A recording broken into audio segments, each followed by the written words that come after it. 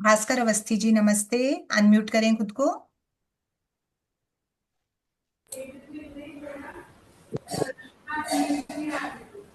नमस्कार, मैं गया से हूँ। ओके जी। तो पहले से कुछ ठीक। जानते हैं या फर्स्ट टाइम ही कर रहे हैं? नहीं, फर्स्ट टाइम कर रहा हूँ। ओके। नमस्ते शीतल राठौर जी। नमस्ते नमस्ते मैम। कहाँ से हैं जी आप? मैं पवन राठौड़ की सिस्टर हूँ मैम, जोधपुर अच्छा से। अच्छा अच्छा, okay okay okay, right right right.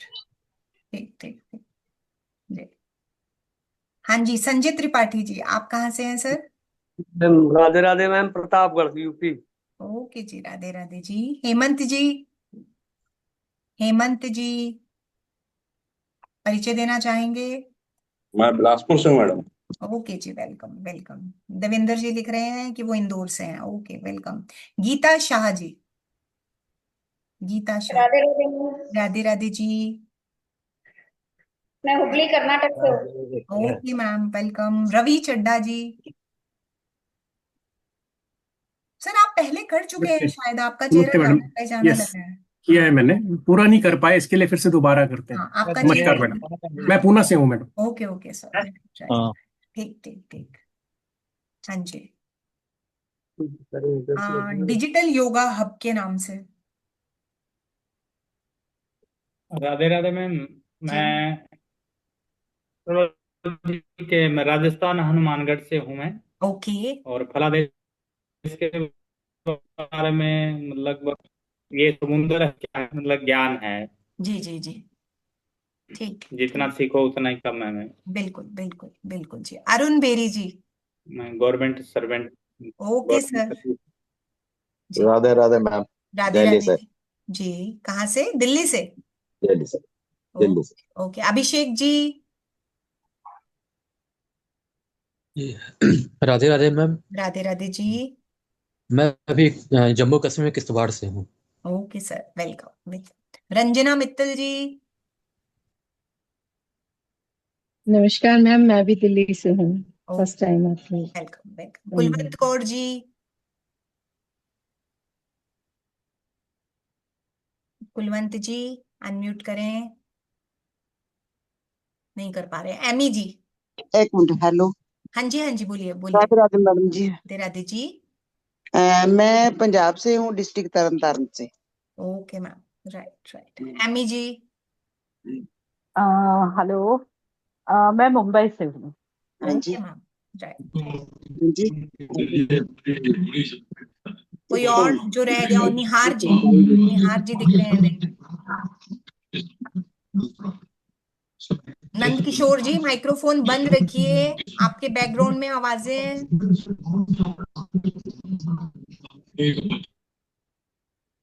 हाँ जी।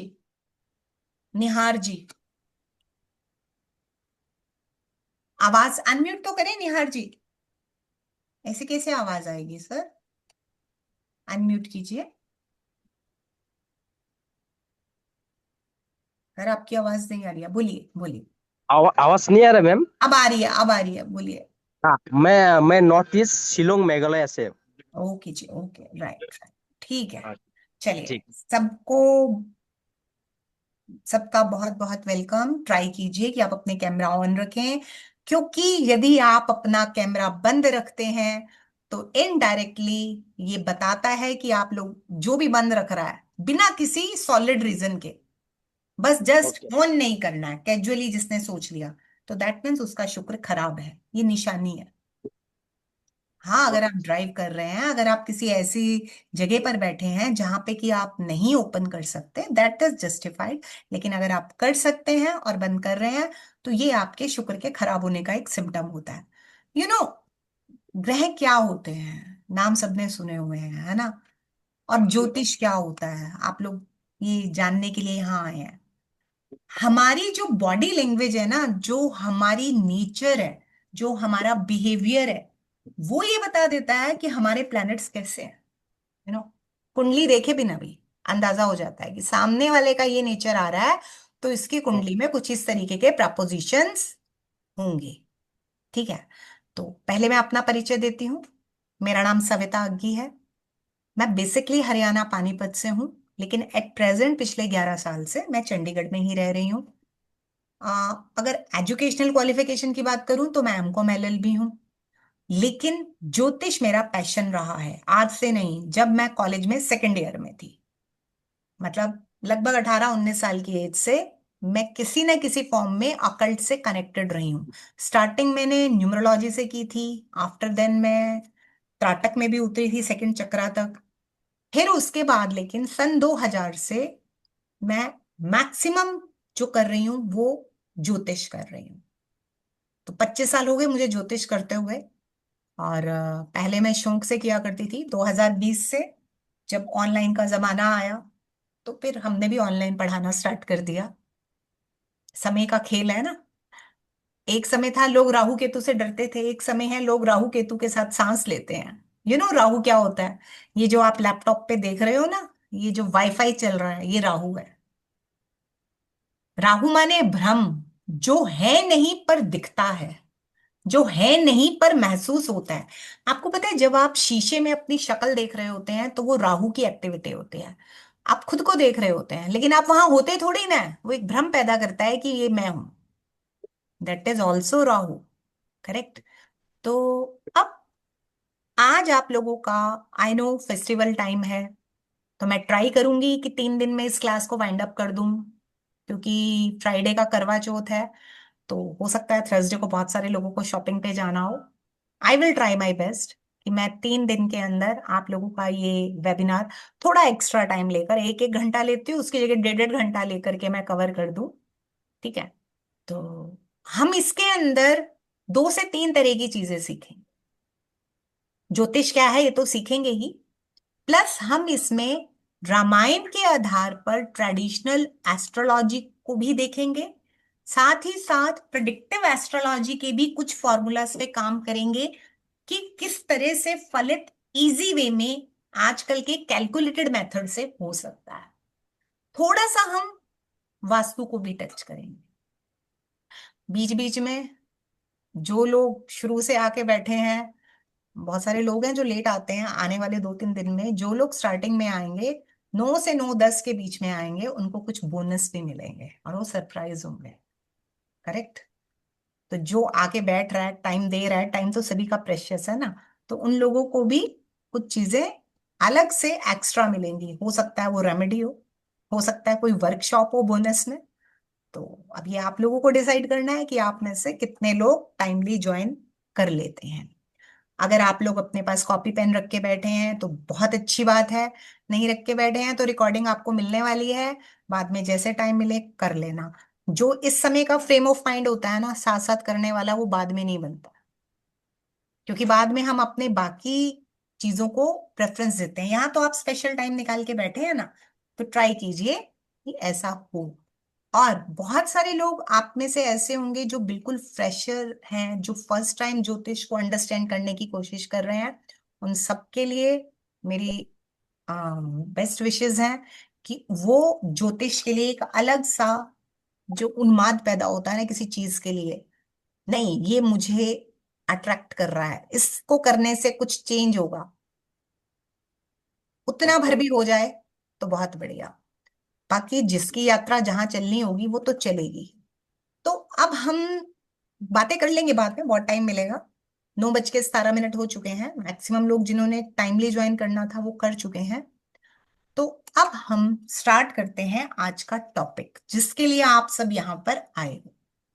ज्योतिष क्या है और ज्योतिष क्यों सीखना चाहिए, या ज्योतिष में ऐसा क्या है जो अगर हम जान ले तो हमारी लाइफ ज्यादा अच्छी हो सकती है ना। सबका रुझान रहता है, भले ही कोई मानता हो ना मानता हो, कि ज्योतिष क्या है। कहीं आप बोल दीजिए कि मेरे को ये चीज मैं पढ़ती हूँ, अभी ये भी मत बोलिए कि मैं परफेक्ट हूं, लोग आपके चारों ओर जमा हो जाएंगे। अच्छा मेरा बताना, मेरा बताना, होता है ना, सबको क्यूरियोसिटी होती है। पर जो क्या ज्योतिष सिर्फ भविष्यवाणियां करना या पास्ट बताना है? नहीं। या रेमेडीज बताना है? तो वो भी नहीं। ज्योतिष खुद के सॉफ्टवेयर को समझना है, प्लस जिसकी भी कुंडली आप देख रहे हो उसके सॉफ्टवेयर को समझना है। जैसे कि आप मोबाइल मार्केट में खरीदने जाते हो, आप लैपटॉप खरीदने जाते हो, तो कॉन्फ़िगरेशंस आपको जो जो चाहिए उस पर स्टडी करके जाते हो, है ना। अगर कोई एमआई का फोन लेगा उसको उसी की कॉन्फ़िगरेशंस मिलेंगी, कोई सैमसंग का लेगा, कोल्ड कितने ड्रिंक्स कौन सा मॉडल लेगा, तो उसी के हिसाब से ही सब चीजें होती हैं। ठीक है, ऐसे ही ये जो हमारी कुंडलियां हैं, ये हमारा सॉफ्टवेयर है। हम कैसा व्यवहार कर रहे हैं, हमारे रिलेटिव्स कैसे हैं, हम किस तरीके की एक्टिविटीज करते हैं, ये सब हमारा ज्योतिष में ऑलरेडी पहले से ही बताया गया होता है, मानो चाहे ना मानो। एंड यू नो, ज्योतिष जो है वो मिलेनियर्स का नहीं, बिलियनियर्स का कप ऑफ टी है। जितने ये बड़े बड़े सेलिब्रिटीज आपको, ये जितने ये लोग दिखते हैं, कभी ये अपना नाम करेक्ट करा रहे होते हैं, कभी ये लोग कोई उपाय करवा रहे होते हैं, आप लोगों ने देखा होगा ये करते रहते हैं, बहुत सारी चीजें वो एक्टिविटीज कर रहे होते हैं। कभी कभी हम लोग जाने अनजाने ऐसी एक्टिविटीज करते हैं जिससे हमारे प्लैनेट्स यूज हो जाते हैं, ये भी मैं बताऊंगी आपको।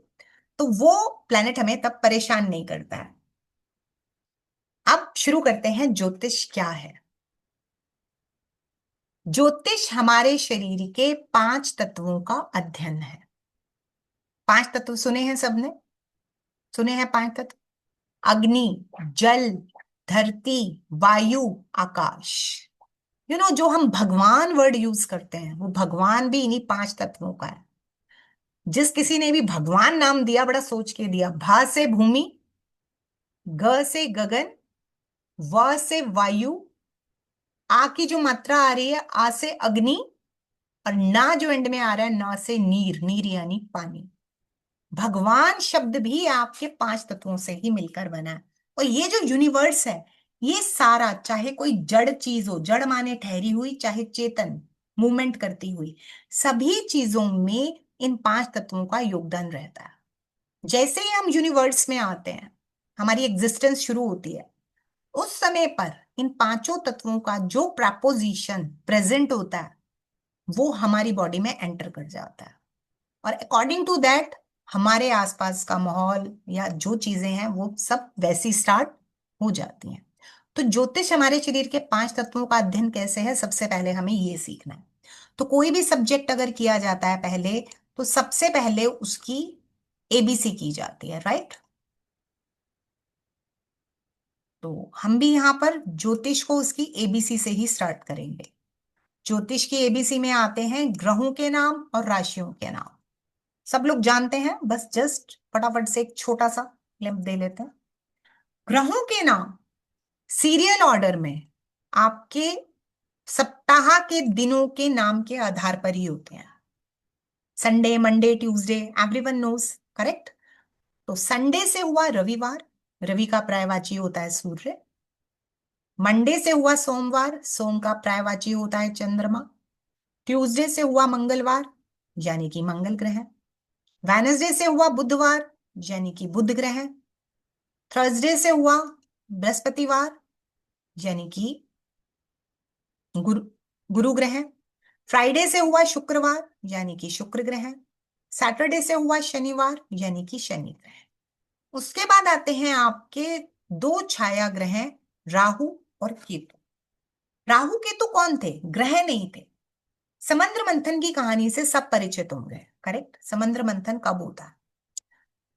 समंद्र मंथन का उद्देश्य क्या था? समंद्र मंथन का उद्देश्य था देवताओं को अमर कर देना, है ना। दानवों को, यानी कि राक्षसों को अलाउड नहीं था कि वो जाकर समंद्र मंथन से निकले अमृत को पिए। परंतु राहु केतु ये एक ही शरीर के 2 हिस्से हैं। एक्चुअली एक स्वर भानु नाम का राक्षस था, छोटी आयु का था, लगभग टीनेजर। उसके मन में ये लोभ आ गया कि भाई मुझे भी अमर होना है, मुझे भी ये अमृत पीना है। जबकि देवता लोग दानवों को वहां आने ही नहीं दे रहे थे, उनकी एंट्री बैन थी। बाकी सारे राक्षस मान गए, परंतु स्वर भानु नहीं माना।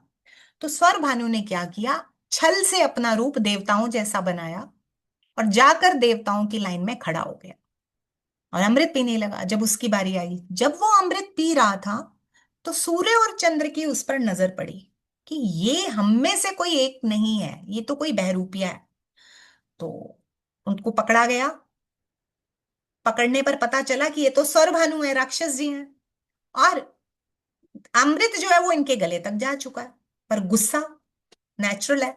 अब जब भी देवताओं और दानवों में लड़ाई होती थी, वो एक दूसरे का वध करने का प्रयास करते थे। तो ठीक वैसे ही देवताओं ने स्वर भानु का वध करने का प्रयास किया, लेकिन क्योंकि वो अमृत पी चुके थे और अमृत गले तक जा चुका था, तो उनकी मृत्यु नहीं हो सकती थी, वो अमर हो चुके थे। एज ए रिजल्ट उनकी बॉडी दो हिस्सों में विभाजित हो गई।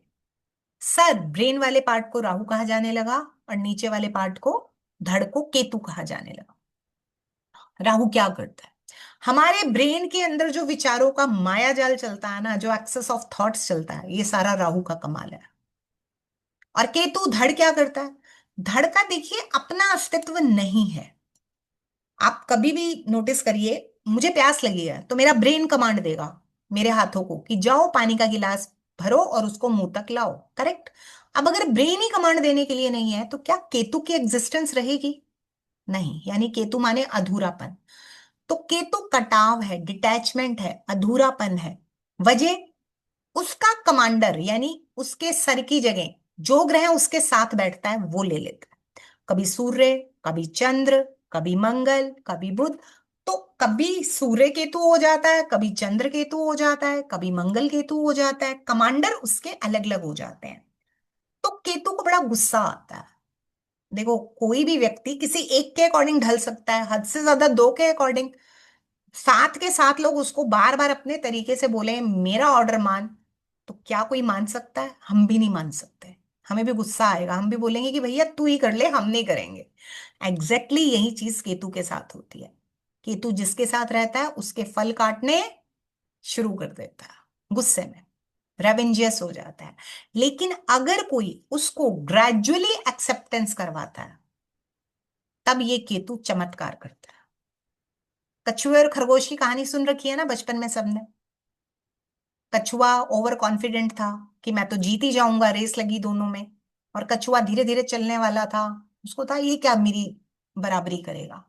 आधे रास्ते दौड़ने के बाद खरगोश महाराज सो गए और कछुआ धीरे धीरे चलता रहा और अपने डेस्टिनेशन पर, फाइनल पॉइंट पर पहुंच गया। खरगोश महाराज उठे और उन्हें दूर दूर तक जब कछुआ नहीं दिखा, वो दौड़े, पर जब वहां पहुंचे तो देखा कछुआ तो ऑलरेडी फिनिश लाइन पर है। Slow and steady wins the race, हम याद किया करते थे इसको, करेक्ट? अब यहां पर जो कछुआ है वो केतु है, जो सतत धीरे धीरे चलता रहता है, और जो खरगोश है वो ओवर कॉन्फिडेंट राहु है, ओवर स्मार्ट राहु, करेक्ट? तो अब आपको शायद अंदाजा लग गया होगा कि राहु और केतु का बेसिक डिफरेंस क्या है। केतु धीरे धीरे धीरे धीरे चीजें रेगुलर चलता रहता है, राहु एकदम से आता है, छाता है, और रातों रात होता है ना, कई लोगों को हाइक मिल जाती है, इंस्टा पे हाइक मिल गई। कई लोग एकदम से सुर्खियों में आ जाते हैं, रातों रात स्टार बन गए, या रातों रात बदनाम हो गए। बदनाम होने में भी नाम तो होता है, नेगेटिव पब्लिसिटी तो होती है। ये सब चीजें राहु है। कभी कभी अचानक से पैसा आता है, लॉटरी मिल गई, किसी की प्रॉपर्टी मिल गई, या किसी भी तरीके से अचानक से एक्वायर हो गई जमीन जो बंजर पड़ी थी। ये सब राहु है जो अचानक से देता है, एकदम देता है। और केतु धीरे धीरे सीढ़ी दर सीढ़ी चढ़ना है। तो इस तरह 7 ग्रह और 2 छाया ग्रह मिलकर ग्रहों की टीम का निर्माण करते हैं, ठीक है? तो सूर्य, चंद्र, मंगल, बुध, गुरु, शुक्र, शनि, ये 7 ग्रह सप्ताह के दिनों के नाम के आधार पर हैं। और राहु केतु ये छाया ग्रह हैं। नेक्स्ट स्टेप आता है आपका राशियां। हर व्यक्ति अपनी कोई ना कोई राशि मानता या कोई ना कोई राशि जानता है। हम राशि कैसे निकालते हैं ये भी सीखेंगे, और कौन सी राशि मैटर करती है ये भी सीखेंगे। लेकिन अभी सिर्फ हम राशियों के नाम देखेंगे। 12 राशियां होंगी। एरिस यानी कि मेष, टॉरस यानी कि वृषभ, जेमिनी यानी मिथुन, कैंसर यानी कर्क, लियो माने सिंह, वर्गो यानी कन्या, लिब्रा यानी तुला, स्कॉर्पियो वृश्चिक, सैजिटेरियस धनु, एक्वेरियस सॉरी कैप्रिकॉन मकर, एक्वेरियस कुंभ, और पाइसेस मीन। ये है 12 राशियां। ये राशियां ग्रहों का घर है। इनका संबंध क्या है आपस में? ये ग्रहों का घर है, या दूसरे शब्दों में बोले ये ग्रह राशियों के मालिक हैं। तो मेष राशि मंगल का घर है या फिर मंगल मेष राशि के मालिक है। वृषभ राशि शुक्र का, मिथुन राशि बुध का, कर्क राशि चंद्र का, सिंह राशि सूर्य का, कन्या राशि बुध का, तुला राशि शुक्र का, वृश्चिक राशि मंगल का, धनु राशि गुरु का, मकर राशि शनि का, कुंभ राशि शनि का, और मीन राशि अगेन गुरु का घर है। समझ में आया? ठीक है, बड़े ध्यान से देखना। राहु केतु किसी भी राशि के मालिक नहीं है। दिखाई दिया कहीं है राहु केतु किसी राशि के मालिक है क्या? हाँ या ना में सर तो हिला दो। है राहु केतु किसी भी राशि के मालिक?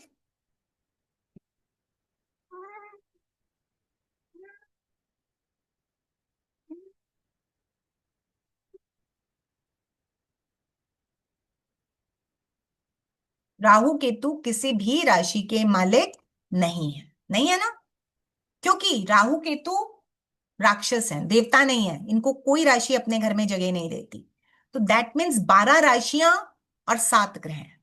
तो डिवाइड कैसे हुआ? अब यहां पर सूर्य ग्रहों का राजा है जो कि सिंह राशि को अपना राज सिंहासन बना लेता है, और चंद्रमा ग्रहों की रानी है जो कि कर्क राशि को अपना राज सिंहासन बना लेते हैं। करेक्ट? तो 2 ग्रह और 2 राशि कम हो गए, 10 राशियां बच गई और 5 ग्रह बच गए। मतलब ये 5 ग्रह बचे हुए 2-2 राशियों के मालिक है। मंगल मेष का भी मालिक है, वृश्चिक का भी मालिक है, शुक्र वृषभ का भी मालिक है और तुला का भी मालिक है, बुध मिथुन का भी मालिक है और कन्या का भी मालिक है, गुरु धनु का भी मालिक है और मीन का भी मालिक है, शनि मकर और कुंभ इन दोनों के मालिक है। जो बिल्कुल नए लोग हैं उन्हें याद करने का एक थोड़ा सा इजी जिगजैग वाला फॉर्मूला देती हूं। राशियों के सीरियल ऑर्डर को थोड़ा उल्टा पुल्टा लिखना है। 1 2 3, 3 के बाद एक लाइन ड्रॉ कर दीजिए, राइट। 4 5, 5 के बाद अगेन एक लाइन ड्रॉ कर दीजिए। नेक्स्ट आता है आपका 6, ठीक है। तो 6 को 5 के नीचे नहीं लिखना है, 3 के सामने लिखना है। 6 के ऊपर 7, 7 के ऊपर 8, राइट। अब 9, 5 के नीचे लिखिए 9, 9 के नीचे 10, 10 के ऊपर 11 और 11 के ऊपर 12, करेक्ट। तो इस तरह से ये राशियों का जो सीरियल ऑर्डर है, इसके आगे जो जिसकी राशि है अब हम उसको लिख देते हैं। पहली मेष, दूसरी वृषभ, तीसरी मिथुन, चौथी कर्क, 5वीं सिंह, छठी कन्या, 7वीं तुला, 8वीं वृश्चिक, 9वीं धनु, 10वीं मकर, 11वीं कुंभ और 12वीं मीन राशि, करेक्ट। तो 1 8 पहली और 8वीं राशि के मालिक कौन है? मंगल। 2 7 दूसरी और 7वीं वृषभ और तुला राशि के मालिक कौन है? शुक्र। 3 6 मिथुन और कन्या राशि के मालिक कौन है? बुध। 4 कर्क राशि के मालिक कौन है? चंद्र। 5 सिंह राशि के मालिक कौन है? सूर्य। 9 12 धनु और मीन राशि के मालिक कौन है? गुरु। 10 11 मकर और कुंभ राशि के मालिक कौन है? शनि, करेक्ट। तो अब ये याद करना आई होप थोड़ा इजी हो गया होगा। मैं एक बार आप लोगों के पास दोबारा आ रही हूं और ये जानना चाहती हूं, यहां तक जो मैंने पढ़ाया सबको क्लियर है? डन? ठीक है, समझ में आ रहा है? बोर तो नहीं हो रहे? चलिए ठीक है जी, ठीक है ठीक है। चलिए अब आगे चलते हैं। अब हम लोग सीखेंगे कि किस तरह से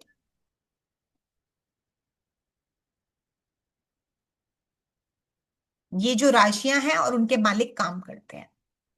हमने ये तो जान लिया मेष और वृश्चिक राशि के मालिक मंगल हैं, वृषभ और तुला राशि के मालिक शुक्र हैं, लेकिन ये मालिक करते क्या हैं?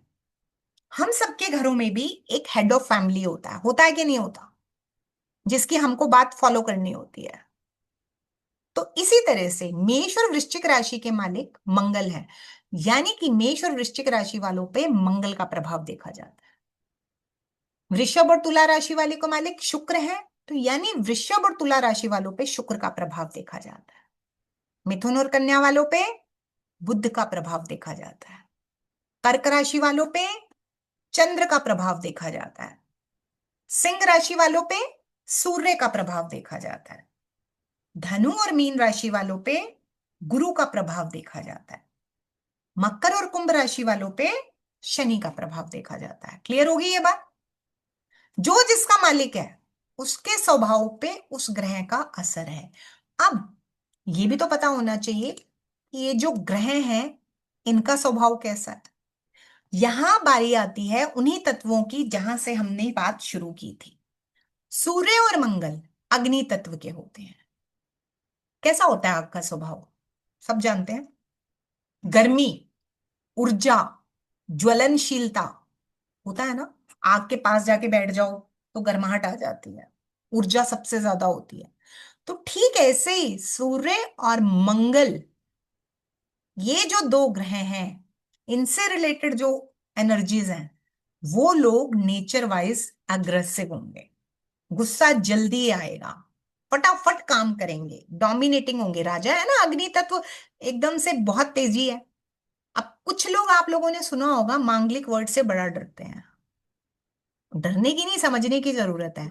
अगर मंगल वाले को या सूर्य वाले को उसके बराबर का काम मिला हुआ हो, उसको वही सिनेरियो मिला हुआ हो, तो उससे बढ़िया कोई काम नहीं कर सकता। हाँ, समस्या क्या होती है? अब जिसका बेसिक नेचर सूर्य वाला है, तेजी वाला है, एग्रेशन वाला है, उसमें ऊर्जा ज्यादा है, तो हम किसी को कैसे समझते हैं? अपने शरीर के माध्यम से। अब मुझे तो दर्द हो नहीं रही, मुझे तो नींद आ नहीं रही, मैं क्या एग्जाम्पल दे रही हूँ। दूसरा कहे मुझे तो नींद आ रही है, तो मुझे क्या लगेगा? ये तो बहाना बना रहा है। माइंडसेट है ना, क्योंकि उसका माइंडसेट सूर्य वाला है। इसलिए ये लोग जल्दी रिएक्ट करते हैं, एग्रेशन जल्दी दिखाते हैं, सूर्य और मंगल से प्रभावित होते हैं, डोमिनेटिंग होते हैं। पर अगर इनकी एनर्जी का बहुत सही प्रयोग किया जाए तो इनसे बेस्ट कोई राजा भी नहीं होता। नेक्स्ट आता है आपका शुक्र और चंद्र। ये दोनों ग्रह जल तत्व के अंदर आते हैं। अब जल तत्व का क्या काम है? पानी शीतल होता है, ठंडा होता है। पानी जिस बर्तन में डालिए उसका आकार ले लेता है।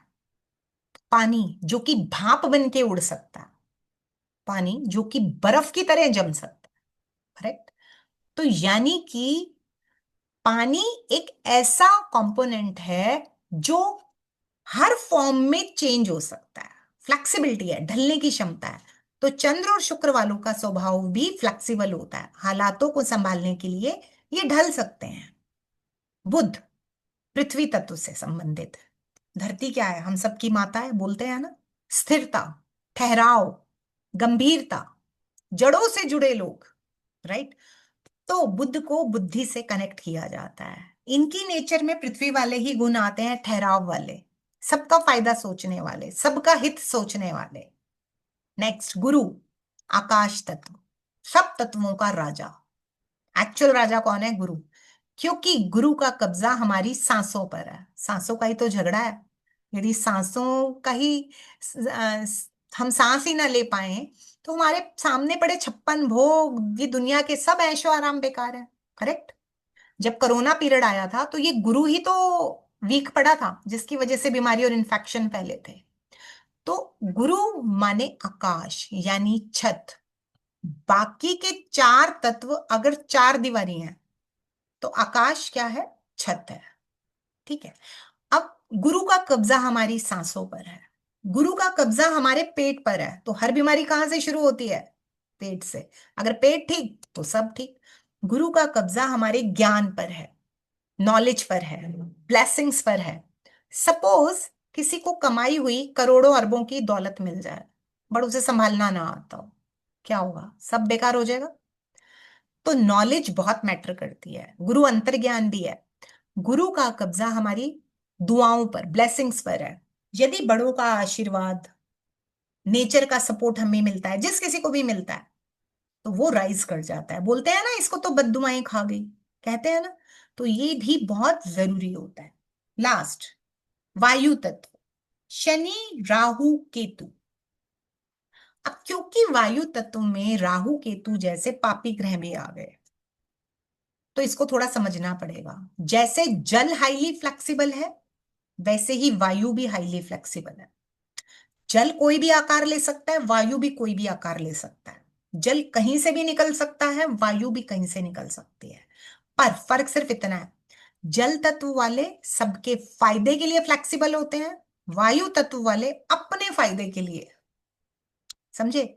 जल तत्व वालों की नेचर होगी फैमिली के लिए, सोसाइटी के लिए, इसके लिए त्याग कर दो, इसके लिए ये चीज एडजस्ट कर लो, वो एडजस्टमेंट सबके लिए करेंगे। और वायु तत्व वाले, मेरा काम ये ऐसे होता है तो अब मुझे ये डिप्लोमेसी खेलनी है, ये यहां पर आ जाता है। ढलने वाला जल तत्व भी है, ढलने वाला वायु तत्व भी है। अब जब आप किसी एस्ट्रोलॉजर के पास जाते हैं तो वो आपके ग्रहों को देखकर ही आपको बताता है सब कुछ, यानी आपके ग्रहों को स्टडी करता है। तो सूर्य मंगल स्टडी कर रहा है तो अग्नि तत्व को स्टडी कर रहा है, चंद्र शुक्र स्टडी कर रहा है तो जल तत्व को स्टडी कर रहा है। तो मैंने कहा था ना, ज्योतिष हमारे शरीर के 5 तत्वों का अध्ययन है। शायद अब आप लोगों को बात समझ में आई होगी। इनडायरेक्ट ग्रहों का जो अध्ययन है वो उन्हीं 5 तत्वों का अध्ययन है। समझ में आई ये बात? ज्योतिष हमारे शरीर के 5 तत्वों का अध्ययन कैसे है? जस्ट इशारा कर दीजिए। हाँ जी, क्लियर, यहां तक क्लियर है, राइट? ठीक है, अब हम नेक्स्ट स्टेप पे आएंगे। नेक्स्ट स्टेप है कि कुंडली बनाते कैसे हैं, ड्रॉ कैसे करते हैं। देखिए, लोग बोलेंगे बहुत इजी है। हाँ, एक्चुअली बहुत इजी है ड्रॉ करना, बट एक छोटी सी बात का ध्यान रखना होता है। सबसे पहले आपको बनाना है स्टेप 1, यानी कि ये स्क्वायर। फिर स्टेप 2 में आपको ये अंदर की पिक्चर बनानी है, ये अंदर की। स्टेप 3 में आपको ये क्रॉस का निशान लगाना है, जिसको खतरे का निशान कहते हो। कभी भी स्टेप 2 में क्रॉस का निशान नहीं लगाना है, क्योंकि आप किसी के प्रारब्ध को पढ़ने जा रहे हो, किसी को दिशा निर्देश देने जा रहे हो, तो कांटे से शुरू नहीं करोगे। पहले स्टेप 1, फिर स्टेप 2 और फिर स्टेप 3। ये जो 3 स्टेप्स, तीसरे स्टेप पे जब हम आते हैं तो हम क्या देखते हैं, कुंडली के कुछ हिस्से हो गए हैं, कुछ भाग बन गए हैं। कितने भाग? 12 भाग। ये पहला भाग, ये दूसरा, ये तीसरा, ये चौथा, ये पांचवा, ये छठा, ये सातवां, ये आठवां, ये नवां, ये 10वां, ये 11वां और ये 12वां भाग। कुंडली के 12 भाग, करेक्ट? इन 12 भागों में ही हमारे जीवन का लेखा जोखा आता है। इनको कुंडली के 12 घर या 12 भाव भी कहा जाता है। जैसे आप लोगों ने सुना होगा, किसी की मृत्यु हो जाती है, सीरियल्स में देखा भी होगा, तो ऊपर जाते हैं यमराज के पास, तो यमराज चित्रगुप्त से कहते हैं, देख बताओ इसने कितने पाप किए और कितने पुण्य किए। ठीक है, ऐसा ही वहीं पूर्व जन्म के पाप पुण्यों के आधार पर इन 12 घरों में 12 राशियां और ग्रहों का विवेचन आता है। उन्हीं के कॉम्बिनेशन से ही हम सबकी जिंदगी का खाका पता चलता है, करेक्ट? तो ये 12 घरों के नंबर फिक्स होते हैं, चाहे लिखे हुए हो चाहे लिखे हुए ना हो। ये पहला घर होता है, ये दूसरा, ये हमारे माइंड में होना चाहिए कि कौन से घर का क्या नंबर है। ये तीसरा, ये चौथा, ये पांचवा, ये छठा, ये सातवां, ये आठवां, ये नवां, ये 10वां, ये 11वां और ये 12वां घर। अब ये कुंडली के 12 घर बताते क्या हैं, इसको थोड़ा मोटा मोटा सा समझ लेते हैं। बारीकी में तो नहीं, पर मोटा मोटा पता होना चाहिए हमें, हम कुंडली पढ़ने जा रहे हैं तो। पहला घर होता है तनु भाव, जो कि व्यक्तित्व का होता है, पर्सनालिटी का होता है। दूसरा घर होता है धन भाव, जो कि वाणी का होता है, कुटुंब का होता है और तिजोरी का होता है। तीसरा घर होता है सहज भाव, ये छोटे भाई बहनों का, पराक्रम का और बोल्डनेस का होता है। चौथा घर होता है सुख भाव, हर तरह का सुख। सबसे पहला सुख क्या? माँ का, है ना। जब भी कोई पैदा होता है उसका पहला सुख क्या होता है? माता का सुख, वाहन का सुख, मकान का सुख। पांचवा घर होता है बुद्धि का, विद्या का, बुद्धि का और संतान का। छठा घर, अब देखो सब कुछ अच्छा अच्छा चल रहा है, तब तो हम सब निकम्मे हो जाएंगे। भगवान ने ना कुछ चाबुक भी बनाए हैं। घोड़े को जितना, रेस में दौड़ने वाले घोड़े को जितना तेज चाबुक पड़ता है वो उतनी तेज दौड़ता है, करेक्ट, ट्रेनिंग होती है। ऐसे ही हमारे को भी भगवान ने ऐसे ही डिजाइन किया। तो अब ये छठा घर आ गया लाइफ में स्ट्रगल लाने को। ऋण, कर्जा, रोग, बीमारी, शत्रु, ये सब कौन करवाता है? रिपु भाव। सातवां घर होता है जाया भाव, लाइफ पार्टनर का, बिजनेस पार्टनर का और डेली इनकम का। आठवां घर होता है आयु भाव, मृत्यु का, सीक्रेट चीजों का, अचानक होने वाले चेंजेस का, छुपी हुई चीजें। छठा घर भी लाइफ में स्ट्रगल देता है, आठवां घर भी देता है। ये जो आप पढ़ाई कर रहे हो ना, ये ज्योतिष, ये भी एक छुपी हुई विद्या है, ऑकल्ट, अध्यात्म, ये भी आठवें घर से देखते हैं। नवां घर होता है भाग्य भाव, पिछले जन्म से क्या भाग्य लेके आए, प्रारब्ध लेके आए, इस जन्म में क्या धर्म कर्म करोगे, और पिता का भाव। 10वां घर होता है कर्म भाव, ये भी अगेन पिता का होता है और प्रोफेशनल लाइफ का होता है। अब 9वें घर से भी पिता देखते हैं और 10वें घर से भी पिता। तो ऐसा क्यों? 9वें घर से पिता इसलिए देखते हैं कि पिता हमें भाग्य से मिलते हैं। 90% लोग, वैसे तो 100% लोगों की ही जो परवरिश है शुरू कहां से होती है? पिता के घर से। बट आजकल कुछ चीजें बदल गई हैं। तो पिता के घर का जो माहौल है, जो वहां परिवार है, माता भी उसी के हिसाब से चलती है। तो बच्चा अपने आप नहीं पल जाता, उसको पालते हैं पेरेंट्स, है ना। और पहले 5 साल सबसे ज्यादा इंपॉर्टेंट होते हैं, तो इसलिए वहां कनेक्टिविटी आ गई पिता की 9वें घर से, भाग्य से। अब 10वें घर से पिता कब देखते हैं? जब व्यक्ति कमाना शुरू कर देता है, जब अपने पैरों पे खड़ा हो जाता है, तब 10वें घर से पिता देखते हैं। जब तक व्यक्ति पिता पर आश्रित है, तब 9वें घर से पिता देखते हैं। अब जब काम करने लग गए, पैसा भी चाहिए। 11वां घर होता है आय का, लाभ का, बड़े भाई बहनों के सुख का और इच्छा पूर्ति का। पैसा कमाएंगे तो इच्छाएं तो पूरी करेंगे ना। 12वां घर होता है व्यय का, यानी एक्सपेंडिचर का, करेक्ट। अब ये एक्सपेंडिचर किसका? रुपए पैसे का, हर एक एक्सपेंडिचर, रिश्तों का, रुपए पैसे का, सांसों का, सब बताता है 12th हाउस। 1 से 12 घरों की कहानी है। पहला घर स्वयं, 12वां घर लाइफस्टाइल, भोग कैसा रहेगा, ठीक है। तो इस तरह से ये 12 घरों की कहानी है, जिसके अंदर हमारे ग्रह और राशियां बैठे होते हैं और हम उनको रीड करना सीखते हैं। इसको लर्न करने की जरूरत नहीं होती है, जब हम चलते हैं तो अपने आप ऑटोमेटिकली धीरे धीरे हमें चीजें पता चलने लग जाती हैं, ठीक है। ये यहां तक था आपका इंट्रोडक्शन। अब हम सीखेंगे कि कुंडली बनानी कैसे है सॉफ्टवेयर से, क्योंकि कुंडली को ही पढ़ना सीखना है, तो पहले बनाओगे अपनी अपनी कुंडली, तब तो सीखोगे। अब मुझे ये बताओ, यहां तक सबको क्लियर है सब कुछ? बताओ बताओ, क्लियर यहां तक? अब कुंडली कैसे बनानी है सीखे, ठीक है, गुड।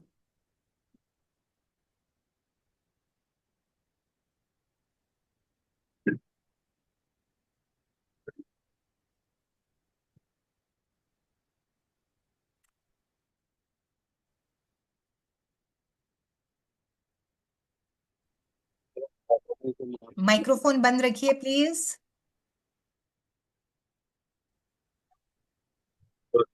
प्रदीप कुमार जी, माइक्रोफोन बंद कीजिए।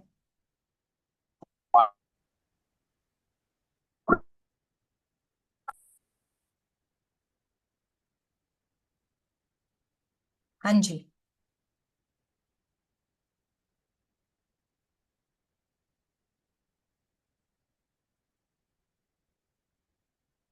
सबसे पहले आपको अपने मोबाइल के प्ले स्टोर में जाना है।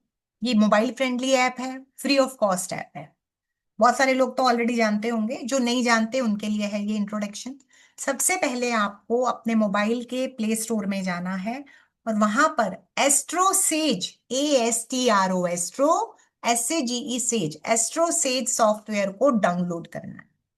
जब आप इसको डाउनलोड कर लेंगे तो ये आपके मोबाइल गैलरी में कुछ ऐसा दिखेगा, एस्ट्रो सेज कुंडली।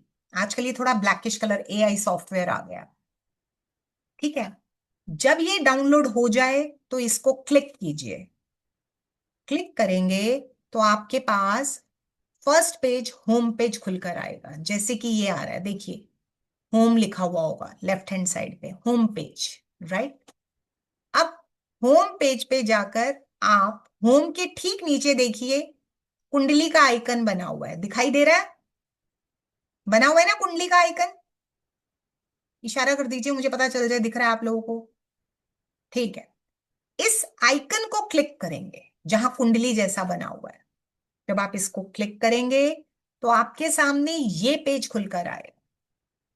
ओपन चार्ट कुंडली खोलें या न्यू चार्ट नवीन कुंडली।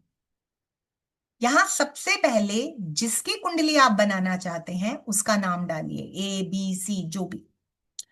फिर आएगी आपकी डेट ऑफ बर्थ चूज करने का ऑप्शन, क्योंकि कुंडली बनाने के लिए date of birth, time of birth, place of birth जरूर चाहिए। टाइम ऑफ बर्थ एक बार को नहीं भी होगा चल जाएगा, लेकिन डेट ऑफ बर्थ और प्लेस तो चाहिए ही चाहिए। तो यहां पर 1 से 31 तारीख में चूज करने का ऑप्शन मिलेगा, जैसे कि मैंने 15 चूज कर ली। जनवरी से दिसंबर तक चूज करने का ऑप्शन मिलेगा, मैंने सितंबर चूज कर लिया। ईयर्स चुनने का भी ऑप्शन मिलेगा, 1950, 1960, 70, जो भी वटेवर। मैंने 2021 चूज कर लिया। फिर आएगा टाइम का ऑप्शन, मैंने शाम के 4:35 चूज किए।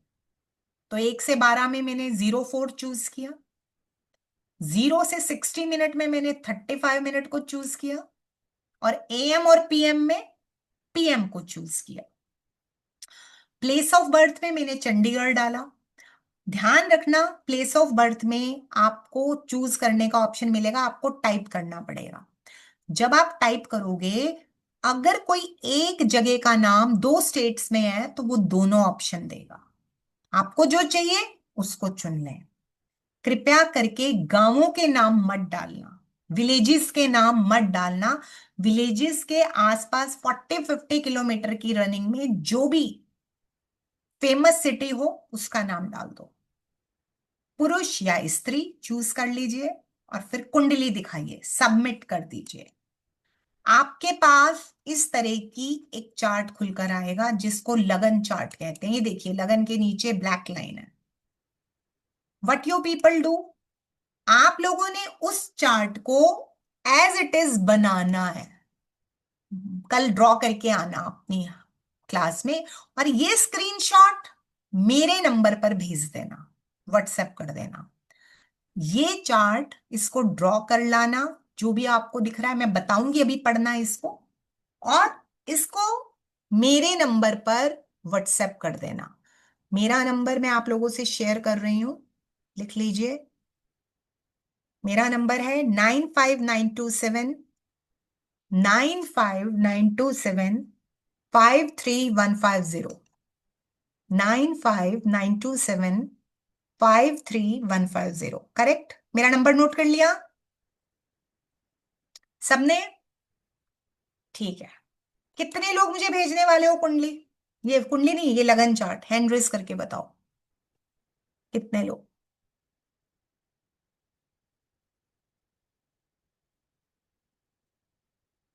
तो सभी लोग नहीं भेजने वाले हैं, क्या दिक्कत है भेजने में? कुंडली तो भेजो, ठीक है।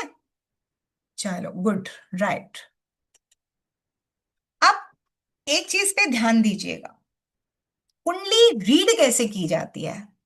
अब हम कुंडली रीड कैसे करना है इसको इजी वे में थोड़ा सा पढ़ते हैं, समझने की कोशिश करते हैं, ठीक है। देखो, जब हम किसी ज्योतिषी के पास जाते हैं, जो भी हमारा सवाल होता, सब लोगों के सवाल होते हैं ना। अब क्या क्या मेन मेन टॉपिक होते हैं, हम थोड़ा सा इसको समझते हैं। टॉपिक होता है हमारा प्रोफेशन का, कि हमारी नौकरी कब लगेगी, या प्रमोशन नहीं हो रही है, या बॉस से झगड़ा हो रहा है। टॉपिक होता है हमारा एजुकेशन का, पढ़ाई का रिजल्ट क्या आएगा, कौन सी स्ट्रीम चुने, काम बार बार क्यों बदल जाता है। टॉपिक होता है मैरिज का, चाइल्ड का, लिटिगेशन का, विदेश यात्रा का, हेल्थ यानी मेडिकल का, और वेल्थ का। लगभग इसी के अंदर अंदर आपके सब क्वेश्चन सिमट जाते हैं। एम आई राइट? ऐसा ही होता है ना। तो अब वो ज्योतिषी क्या देखकर आपको जवाब देता है? वो ज्योतिषी आपकी कुंडली के ग्रहों को देख करके जवाब देता है। ये ग्रह क्या हैं? ये कैबिनेट मिनिस्टर्स हैं। जैसे हमारे लोकसभा राज्यसभा होते हैं ना, वैसे ये भगवान का मंत्रिमंडल है। हर एक ग्रह को ड्यूटीज दी गई। जैसे कि शुक्र भोग विलास और मैरिज को रिप्रेजेंट करते हैं, रुपए पैसे को रिप्रेजेंट करते हैं, सुंदरता, है ना, होता है ना, नाच मस्ती गाना एंटरटेनमेंट। गुरु किसको कनेक्ट करते हैं? बड़ा भाई, सलाह समझौता, और जीवा हमारे अंदर जीने की वजह, घर के बड़े। बुध एजुकेशन को रिप्रेजेंट करता है, व्यापार को रिप्रेजेंट करता है ना। हर एक ग्रह का अपना अपना रोल है। मंगल छोटे भाई को रिप्रेजेंट करता है, एडमिनिस्ट्रेशन, सेनापति, मंगल सेनापति की तरह बिहेव करता है, उसको रिप्रेजेंट करता है। सूर्य आत्मा को रिप्रेजेंट करता है, क्योंकि सारी दुनिया सूर्य चला रहा है। सूर्य 10 दिन ना निकले, आप देखो क्या हालत हो जाएगी, है ना। सूर्य पिता को रिप्रेजेंट करता है, सूर्य सरकार को रिप्रेजेंट करता है। शनि कर्मदाता है, कर्मों को रिप्रेजेंट करता है। शनि बड़े भाई को रिप्रेजेंट करता है, प्रोफेशन को रिप्रेजेंट करता है। राहु छल को, धोखे को, इलीगल चीजों को फैलाने को, राहु क्या है, फैलता जाएगा, ठीक है। केतु ऑकल्ट को, अध्यात्म को, आयुर्वेदा को, राइट, ज्योतिष को, होम्योपैथी को, मंदिर के पुजारी यानी वो जो कर्मकांड चैंट करते हैं, इन सारी चीजों को रिप्रेजेंट करता है। तो हर ग्रह के पास अपनी अपनी ड्यूटी है। लेकिन किसी को भी जब भी कोई ड्यूटी दी जाती है, उसको कुछ राइट भी तो दिए जाते हैं, पावर भी तो दी जाती है, काम तो उसी हिसाब से करेगा ना। अब सबके पास, सबकी कुंडली में हर ग्रह के पास डिपार्टमेंट है, तो सबकी जिंदगी एक जैसी क्यों नहीं है? क्योंकि हर कुंडली में ग्रहों का बल अलग अलग होता है। तो हमें ये चेक करना पड़ता है कि हमारी कुंडली में ग्रहों की पावर क्या है। तो ग्रहों की पावर हम 3 तरीके से चेक करते हैं। पहला, राशि परिवर्तन के आधार पर। दूसरा, चाल के आधार पर। तीसरा, आयु के आधार पर। अब ये राशि परिवर्तन क्या होता है? हमने अभी सीखा था कि ग्रहों का घर जो होता है वो राशियां होती हैं, सीखा था ना, है ना। ग्रहों का घर राशियां हैं। तो मंगल मेष राशि के मालिक हैं, तो क्या 24 घंटे मंगल मेष राशि में रहेंगे, शुक्र वृषभ राशि में रहेंगे हमेशा? ऐसा तो नहीं होता। हम लोग भी हमेशा अपने घर में एक ही सीट पे थोड़ी बैठते हैं, मूवमेंट करते हैं। और जब हम जहां जहां जाते हैं, धरती है हमारा घर, तो हम धरती पे घूमते हैं। चाहे हम पड़ोस में जाएं, रिश्तेदारों के घर जाएं, नौकरी पे जाएं, कहीं भी जाएं, रहेंगे हम धरती पर ही, करेक्ट। जहां हमें जैसा ट्रीटमेंट मिलेगा, जिस बंदे जिसके घर हम जा रहे हैं उससे हमारे जैसे संबंध होंगे, हम वहां जाके वैसा बिहेव करेंगे। होता है कि नहीं होता है? सपोज किसी जगह हम बड़े कंफर्टेबल हैं, तो हम बड़े कंफर्टेबल होके बात करेंगे, अपने काम करेंगे, डिसीजंस देंगे। किसी के साथ हमारे फॉर्मल से बिहेवियर है, मतलब इतना नहीं, ठीक ठाक सा है, हमें वो अच्छा नहीं लगता या वो हमें पसंद नहीं करता, पर हमें वहां जाना पड़ा है, तो हम बड़े रिजर्व हो जाएंगे। होता है ना ऐसा सबके साथ? होता कि नहीं होता? मेरे साथ तो होता है, सबके साथ होता होगा आई थिंक, है ना। सब जगह हम एक जैसा तो फील नहीं करते, नहीं करते ना।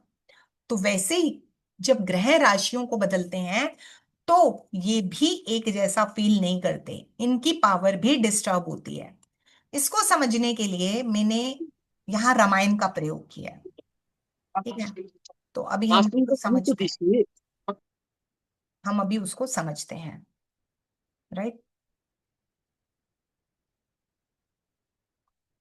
सूर्य होते हैं राजा राम।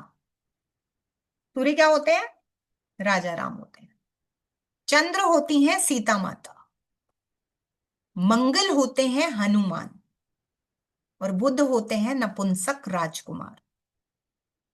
गुरु होते हैं देव गुरु बृहस्पति, देवताओं के गुरु बृहस्पति। शुक्र होते हैं असुर गुरु, राक्षसों के गुरु शुक्राचार्य। शनि होते हैं दास वर्ग, सेवक, नौकरी पेशा आदमी, करेक्ट। राहु केतु रामायण की किसी कैटेगरी में नहीं आते, लेकिन कुछ लोग राहु को रावण और केतु को विभीषण मानते हैं। तो ये हमारे को समझने में बड़ी हेल्प करेगा। जब हम सूर्य को राजा राम बोलेंगे, चंद्र को सीता माता बोलेंगे, हमें ये जानने में बड़ी सुविधा हो जाएगी कि कौन किसके घर जाता है और उसके साथ कैसा बिहेव होता है। अब सवाल ये पैदा होता है, ये राशियां बदलते कैसे हैं? देखो, हम बदलते हैं, हम लोग भी जाते हैं दूसरों के घर। ऐसा तो नहीं होता हम वहां जाके बस जाते हैं, कुछ टाइम पीरियड के लिए ही जाते हैं। चाहे हम नौकरी भी करते हो, 24 घंटे तो नौकरी वालों वहां पे ही नहीं रहते। तो हर जगह का एक नियम है, मर्यादा है। ठीक ऐसे ही ग्रहों की भी बाउंडेशंस हैं कि वो एक राशि में कितना रह सकते हैं। जैसे कि सूर्य महाराज 30 दिन रहते हैं एक राशि में, चंद्र 2.25 दिन रहते हैं, मंगल 1.5 महीना रहते हैं, बुध और शुक्र लगभग 1 महीना रहते हैं, गुरु 1 साल रहते हैं, शनि 2.5 साल रहते हैं, और राहु केतु 1.5 1.5 साल रहते हैं। सबका अपना अपना टाइम है। अब हम ये समझने की कोशिश करते हैं कि ग्रह राशि बदलते कैसे हैं, करेक्ट। मकर संक्रांति का नाम सुना हुआ है सबने? हाँ या ना में बताओ, सुना हुआ है कि नहीं सुना हुआ मकर संक्रांति?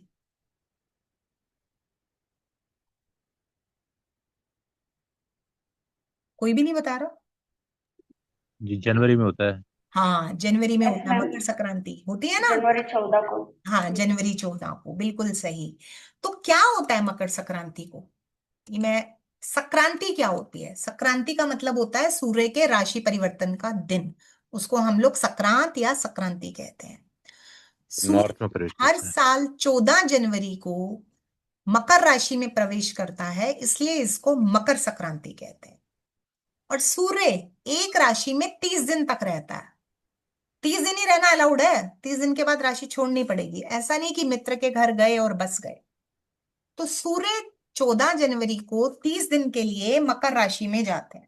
30 दिन बीत गए, 14 फरवरी आ गए, तो उससे अगली राशि में चले गए, कुंभ में। फिर 30 दिन बीत गए, 14 मार्च आ गई, मीन में चले गए।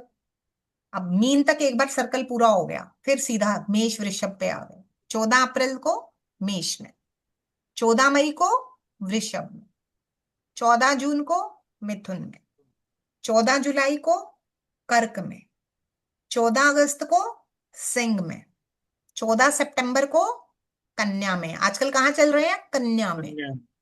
14 अक्टूबर को तुला में, 14 नवंबर को वृश्चिक में, 14 दिसंबर को धनु में, और 14 जनवरी को फिर से मकर में।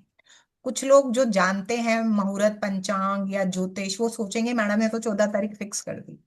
मैंने सिर्फ समझाने के लिए फिक्स किया है। महीनों के दिन भी फिक्स नहीं होते हैं, तो 2-1 दिन आगे पीछे तारीख हो सकती है। हमारा उद्देश्य ये समझना नहीं है कि संक्रांति किस दिन होती है, ये तो पंचांग भी बता देता है। हमें सिर्फ ये समझना था ग्रह राशियां कैसे बदलते हैं। ठीक है, अब मैं आप लोगों को वापस लेके चलती हूँ कि ग्रह राशियां कैसे बदलते हैं। आप ही लोग मुझे जवाब देने वाले हो। सूर्य राजा राम है, चंद्र सीता माता है, मंगल हनुमान है, बुध राजकुमार है, गुरु देव गुरु है, शुक्र असुर गुरु है, और शनि सेवक वर्ग है, करेक्ट। तो अब हम वापस जाते हैं। तो सूर्य जब मेष राशि में जाते हैं तो राशि तो वेलकम नहीं करेगी। हम किसी के घर जाते हैं, घर का मालिक वेलकम करता है। तो सूर्य का वेलकम कौन करेगा? मंगल, यानी कि राजा राम जब मंगल यानी हनुमान जी के घर गए, तो बताइए राजा राम की पावर बढ़ेगी या घटेगी? बताइए बताइए। बढ़ेगी। बढ़ेगी, बढ़ेगी। क्योंकि हनुमान जी बढ़ेगी। तो उनके भक्त हैं। ठीक है, तो यानी मेष राशि जब सूर्य आएगा उसकी पावर अच्छी होगी। अब यही सूर्य जब वृषभ राशि में शुक्र के घर जाएंगे तो पावर अच्छी होगी या खराब होगी? डिस्टर्ब होगी, क्योंकि शुक्र क्या है? शुक्राचार्य है, असुर वर्ग, मतलब राक्षसों के जो गुरु हैं वो हैं शुक्राचार्य। वो क्यों चाहेंगे राजा राम हमारे घर में आए? लड़ाई झगड़ा होगा, डिस्टर्ब होगी पावर। जहां हमारी लड़ाई होती है वहां हम सेटल थोड़ी होते हैं। मिथुन राशि में गए बुध के घर, बुध कौन है? राजकुमार, उनका बेटा, पावर बढ़ेगी। कर्क राशि में गए चंद्रमा के घर, यानी सीता माता के घर, पावर बढ़ेगी। सिंह राशि में गए अपने ही घर में सूर्य गए, पावर बढ़ेगी। कन्या राशि में गए बुध के घर, पावर बढ़ेगी। तुला राशि में शुक्र के घर गए, पावर डिस्टर्ब होगी, शुक्राचार्य। वृश्चिक राशि में मंगल के घर गए, पावर बढ़ेगी। धनु राशि में गुरु के घर गए, पावर बढ़ेगी। मकर राशि में शनि के घर गए, पावर डिस्टर्ब होगी। कुंभ राशि में शनि के घर गए, पावर डिस्टर्ब होगी। और मीन राशि में गुरु के घर गए तो पावर बढ़ेगी। करेक्ट। तो इस तरह से जब कोई ग्रह अपने मित्र के घर जाता है तो उसकी पावर बढ़ जाती है, और ऐसे ही वो अपने किसी कॉम्पिटिटर या शत्रु के घर जाता है तो पावर डिस्टर्ब हो जाती है। समझ में आया? ग्रहों का बल चेक करना था। ये था ग्रहों का बल राशि परिवर्तन के आधार पर। अब अगला स्टेप आता है ग्रहों का बल चाल के आधार पर। अब ये चाल क्या होती है? देखो, ये तो पता चल गया ना कि ग्रह राशि बदलते हैं, चलेंगे तो ही बदलेंगे, उड़ के तो नहीं बदलेंगे। तो ग्रहों की चाल दो तरह की होती है, एक होती है वक्री और एक होती है मार्गी। ठीक है, वक्री का मतलब होता है सीरियल ऑर्डर में उल्टा चलना, मार्गी का मतलब होता है सीरियल ऑर्डर में सीधा चलना। ठीक है, जैसे कि मैं आपको एग्जांपल दिखाती हूं। मंगल यदि मेष राशि से वृषभ में जाए, वृषभ से यदि मिथुन में जाए, मतलब सीरियल ऑर्डर में सीधा सीधा चले, पहली राशि से दूसरी में, दूसरी से तीसरी में, तीसरी से चौथी में, तो ये है मार्गी चाल। लेकिन अगर यही मंगल उल्टा चले, 12वीं मीन राशि से कुंभ राशि में, 11वीं कुंभ राशि से 10वीं मकर राशि में, 10वीं मकर राशि से 9वीं धनु में, तो ये है आपकी वक्री चाल। तो सीरियल ऑर्डर में उल्टा चलना माने वक्री, सीरियल ऑर्डर में सीधा चलना माने मार्गी। राइट। हमारे ज्योतिष शास्त्र में राहु केतु दो ऐसे प्लैनेट हैं जो ऑलवेज वक्री हैं, हमेशा उल्टे चलते हैं। और सूर्य चंद्र दो ऐसे प्लैनेट हैं जो कि हमेशा सीधे चलते हैं, क्योंकि राजा रानी है। बच गए पांच ग्रह बाद के, मंगल, बुध, गुरु, शुक्र और शनि। ये कभी सीधा चलते हैं और कभी उल्टा चलते हैं। देखो, अगर कोई व्यक्ति भी सीधे रास्ते पे जाते जाते वापस उल्टा आए फिर सीधा जाए तो टाइम फालतू लेगा कि नहीं लेगा? बताओ, लेगा या नहीं लेगा? फॉर एग्जाम्पल, मेरे घर से मेरा दफ्तर 10 मिनट की दूरी पर है। मैं अपने घर से निकली, आधे रास्ते में जाके मुझे याद आ गया कि अरे जरूरी फाइल तो घर रहेगी जो मीटिंग में चाहिए थी। मैं फिर वापस आई, फाइल उठाई और फिर से गई। अब जब मैं दोबारा पहुंची दफ्तर तो देर से पहुंची, देर से पहुंची तो वेलकम तो होगा नहीं। हो सकता है मीटिंग अटेंड ना हो सकता है बॉस की डांट पड़े, हो सकता है शॉर्ट लिव लगे, हो सकता है मूड सारा दिन खराब रहे, कुछ ना कुछ जरूर होगा। मतलब यदि कोई भी ग्रह या कोई भी व्यक्ति अपने सामान्य नियम को छोड़कर कुछ उल्ट पुल्ट कर देता है तो समय फालतू लगता है ना। तो इसको बोलते हैं ग्रहों की वक्री चाल। अब राहु के तो हमेशा वक्री चलते हैं, डजेंट मैटर। देखो, एक बंदा हमेशा सीधा चल रहा है, एक हमेशा उल्टा चल रहा है, कोई फर्क नहीं पड़ने वाला है, उनका ये सेगमेंट है। पर जो सीधा चलते चलते उल्टा चलता है वो खराबी करता है। तो सूर्य चंद्र हमेशा सीधे चलते हैं, राहु केतु हमेशा उल्टे चलते हैं। बच गए बीच के 5 ग्रह। यदि हमारे जन्म के समय इन 5 ग्रहों में से कोई भी ग्रह वक्री होता है तो वो सामान्य परिणाम नहीं देता है, उसका बल प्रभावित होता है। अब सवाल ये पैदा होता है कि हम ये कैसे जाने कि जो हमारी कुंडली है उसमें कौन सा ग्रह वक्री है और कौन सा ग्रह मार्गी है। कुंडली देख के कैसे जाने? तो मैं आपको एक कुंडली दिखा रही हूं, इसको समझना। देखो, जिस भी ग्रह के ऊपर स्टार का निशान है, स्टार, ध्यान से देखना, राहु के ऊपर स्टार का निशान दिखाई दे रहा है, केतु के ऊपर स्टार का निशान दिखाई दे रहा है। तो जिस भी ग्रह के ऊपर हमारी कुंडली में स्टार का निशान होता है वो ग्रह हमारे जन्म के समय वक्री होता है। करेक्ट। अब इसको फिर से थोड़ा सा एक और चार्ट दिखाती हूं, ध्यान से देखो। गुरु वक्री है, गुरु के ऊपर स्टार है इस कुंडली में, दिखाई दे रहा है? थोड़ा जूम करूं, थोड़ा जूम कर देती हूँ। लो, गुरु स्टार है, दिखाई दे रहा है गुरु पे स्टार, राहु पे स्टार, करेक्ट, यस मैम। बुध पे स्टार, केतु पे स्टार। मतलब ये जिस किसी की भी कुंडली है उसके जन्म के समय राहु केतु के साथ साथ गुरु और बुध भी वक्री थे। राहु केतु सबकी कुंडली में वक्री होते हैं, लेकिन इसकी कुंडली में एडिशनल गुरु और बुध भी वक्री हैं। अंडरस्टैंड? तो आप लोग अपनी अपनी कुंडली में देखना किस किस ग्रह पे स्टार है, वो ग्रह आपके जन्म के समय पर वक्री होगा। क्लियर हुई ये बात? यहां तक क्लियर है? सबको समझ आ रहा है? हाँ जी। ठीक है। अब हम देखते हैं ग्रहों की आयु।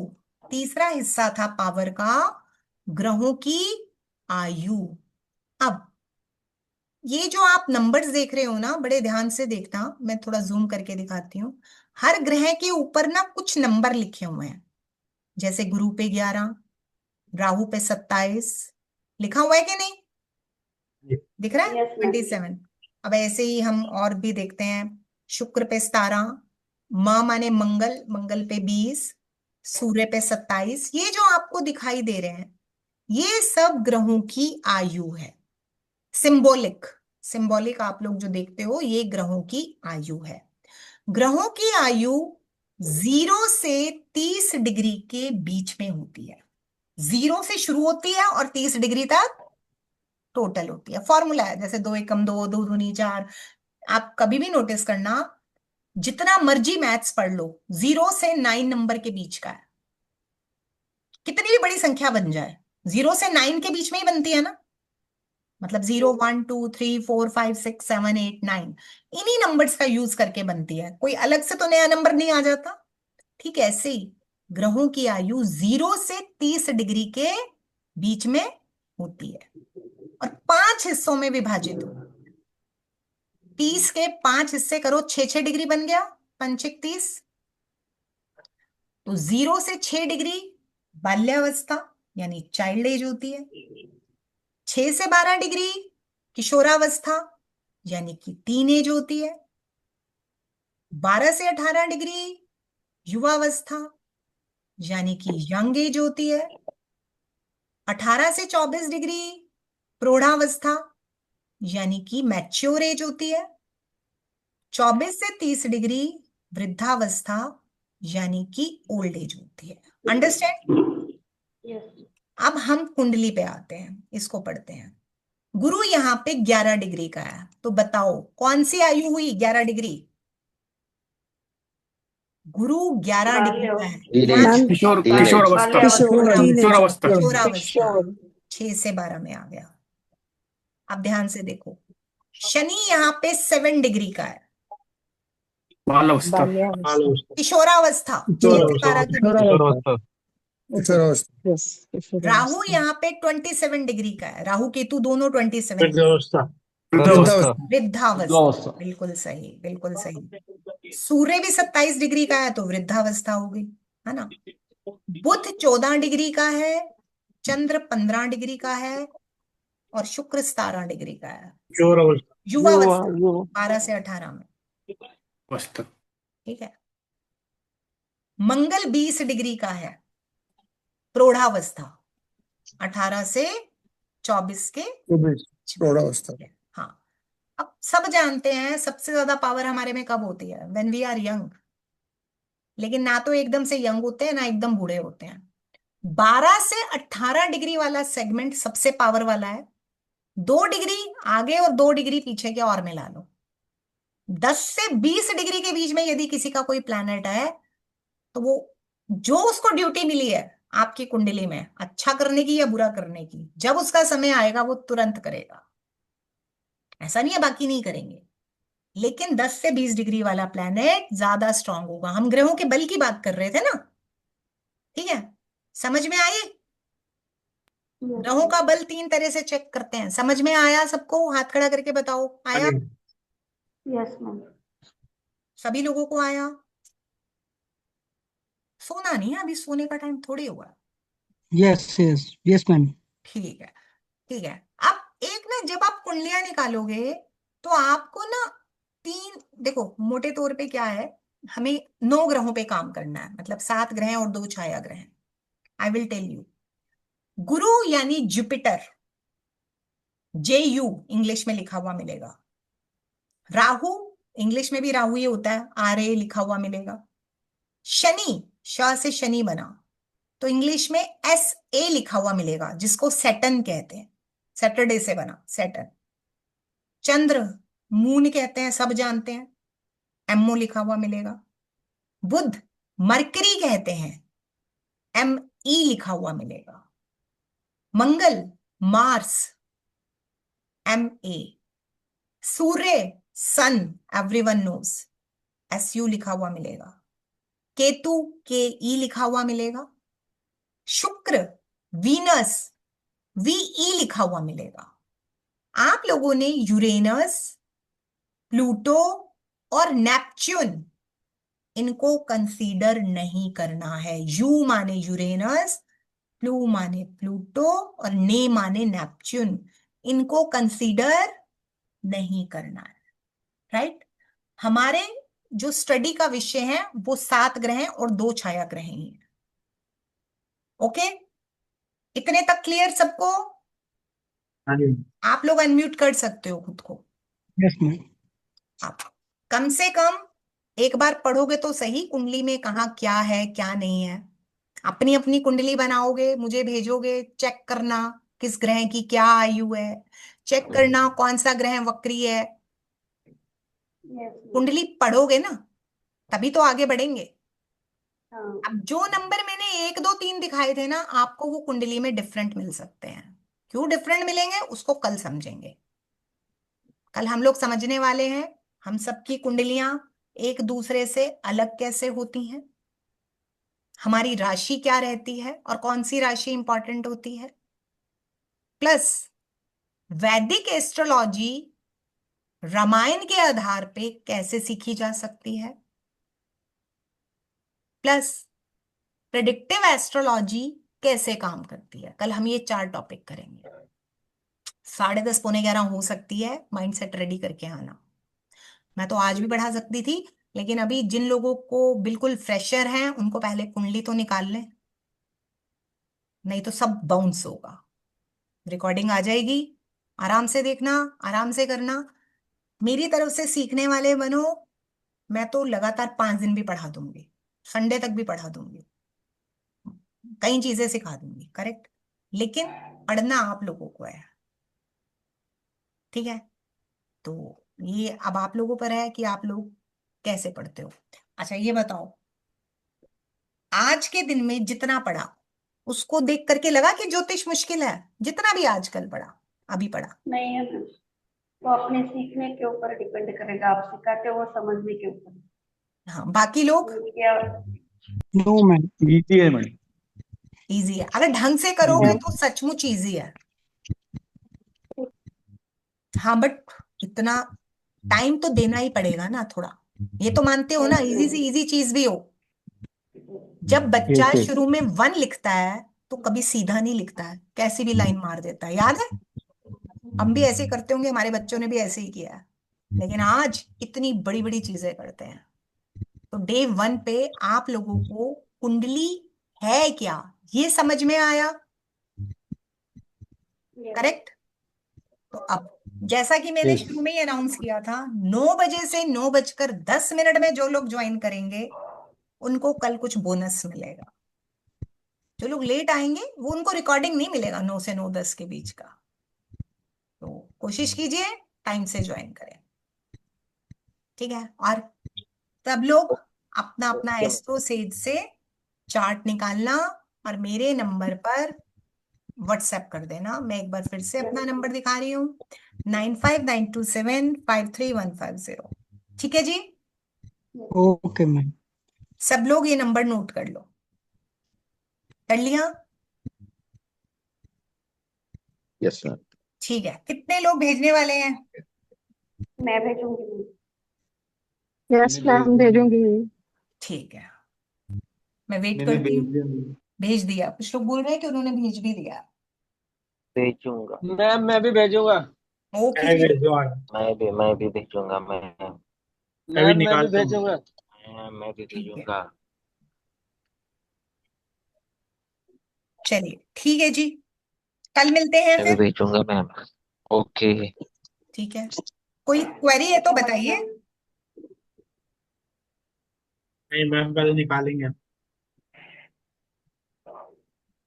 ठीक है, कोई क्वेरी नहीं है। मेरा नंबर मैम स्क्रीन पे है, आभा जी, 9592753150, 9592753150। ठीक है, मैम हाँ जी, वो आज ही नमस्ते पूछो कि कल पूछो। क्या बोल रहे हैं? मैम। वैसे तो आप हमेशा बहुत, अभी आप वक्री का बता रहे थे, अभी उस टाइम जब प्लेनेट वक्री होंगे तो वो खराब रिजल्ट देंगे। खराब नहीं बोला मैंने खराब बिल्कुल नहीं बोला। मैंने बोला उनकी पावर पे उसका असर आएगा। खराब कुछ भी नहीं होता है। देखो एक बात सुनो, आप ऑकल्ट में आ रहे हो, जी आपके पास कोई भी व्यक्ति आने वाले टाइम में, आप कुछ भी करते हो, न्यूमरोलॉजी करते हो, एस्ट्रोलॉजी करते हो या कुछ भी करते हो, जी वहां मैम। पर जब कोई आपसे कुछ पूछने आता है तो आप उसे क्या बोलोगे? ये खराब है? खराब तो है नहीं, हमारे बॉडी, दुकान बढ़ाओ। ये हमारे बॉडी पार्ट्स हैं, जी ये ग्रह हमारे बॉडी पार्ट्स में व्यवस्थित है। तो क्या हम अपने आप को कहेंगे कि हम खराब हैं? बोलेगा कोई मेरा हाथ खराब है, मेरा पैर खराब है? बोलेगा कोई? नहीं नहीं बोलेगा ना। तो, नहीं। खराब तो नहीं हो, मैम ये तो कहेंगे ना कि दर्द कर रहा है ये हाथ बिल्कुल। पैर भाई। कविता जी, हेलो कविता मैम। जी, प्लैनेट्स कभी खराब नहीं होते हैं। प्लैनेट्स को यूज कैसे कर रहे हो आप, क्या एनर्जीज लेकर आए हो, उसको समझना होता है। Hello ma'am. हाँ ये जी, लो। बोलिए दीपक जी। ये सही है मैम। मैडम मैं बोल रहा हूँ कि रेट्रोगेट प्लैनेट मतलब हम ये बोल सकते हैं कि स्लो हो जाएंगे। एग्जैक्टली स्लो नहीं होते हैं, इनका प्रभाव जहां दिख रहा है उसके अलावा भी बट जाता है। स्लो नहीं कह मतलब सकते। मैं आपको एक नेगेटिव। एग्जांपल देती हूँ। जी जी। बकरी है क्या? कायदे से कोई भी प्लैनेट, राहु केतु हमेशा वक्री चलते हैं, लेकिन राहु केतु चलता के मैं तो अलावा तुम कोई कह भी लो। ग्रह वक्री नहीं होता है। आप लोगों ने नोटिस किया होगा, हम लोग बचपन में ट्रेन ट्रेवल करते थे, जब हम नॉर्मल ट्रेन में बैठे होते थे और हमारे पास से सुपर फास्ट ट्रेन निकलती थी, तो हमारे को क्या लगता था? हम उल्टी दिशा में जा रहे हैं, हमारी ट्रेन पीछे जा रही है, फील होता था ना? बिल्कुल। जब तक वो ट्रेन निकल रही होती थी तेज वाली, आवाज भी धाएं धाएं धाएं की आती थी, हवा तेज हो जाती थी, आपस में बैठा बंदा भी बात नहीं कर पाता, सुनाई नहीं देता। तो वक्री लगभग वैसी ही अवस्था होती है। अब ये जो कुंडली है, ये जो कुंडली के घर है, मैं आपको एक बार शेयर करके दिखाती हूँ। ये जो कुंडली के 12 घर हैं, ये इनकी जीटी रोड है ग्रहों की। ग्रहों ने इनमें चलना है। हर एक ग्रह की आयु जो 30 डिग्री आपने पढ़ी, वो एक घर में पूरी करता है। जैसे गुरु यहां पर आया 11 डिग्री का, कि 0 से 30 डिग्री पूरा करेगा, उसके बाद फिर वृषभ राशि में जाएगा, फिर 0 से 30 डिग्री पूरा करेगा। समझ में आया? तो 12 घर, ये कायदे से हम बोलते हैं ना अर्थ गोल है, उसके ऊपर जो आप आकाश मंडल, सौर मंडल या कोई भी आप गैलेक्सी की फोटो देखते हो तो वो कुछ ओवल शेप में होती है, उसमें छल्ले बने हुए होते हैं राउंड राउंड से, उसके ऊपर कहीं एक ग्रह बैठा है, कहीं दो बैठे हैं, करेक्ट। तो ये जीटी रोड है ग्रहों का, ये जो कुंडली है, ये 12 घर अलग अलग स्टेशन है। एक स्टेशन से दूसरे तक जाने के लिए 30 डिग्री चलना पड़ता है, मतलब 30-30 कदम की दूरी है। 12×3 = 36, 360 डिग्री, यानी कि राउंड।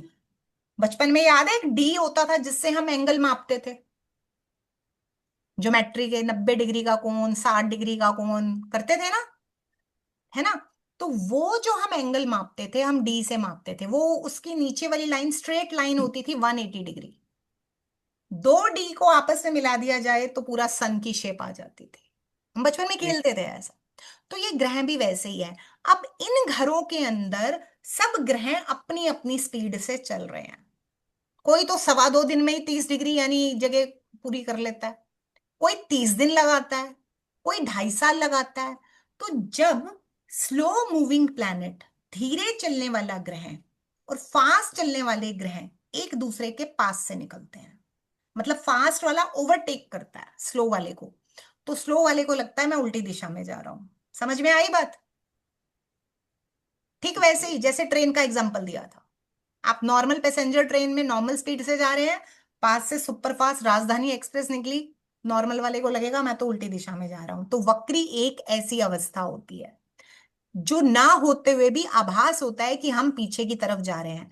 तो उस समय के अंदर जो व्यक्ति के वो जो स्टार है वो पूरी तरह परफेक्ट पावर में काम नहीं कर पा रहा होता। समझ में आई बात?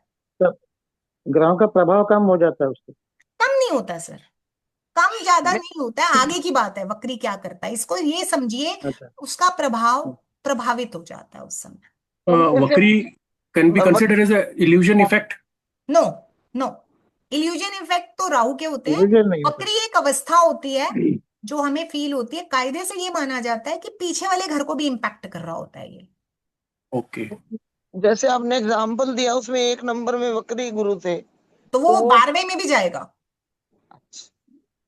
यानी प्रभाव उसका 12वें पे भी जाएगा, इसको ऐसा मान लेते हैं।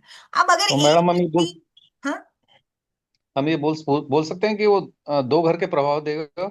हाँ बोल सकते हैं। और इसके अकेले तो कोई भी नहीं प्रभाव देता है, कॉम्बिनेशंस, घटनाएं 2 ग्रहों के मिलने से ही होती हैं।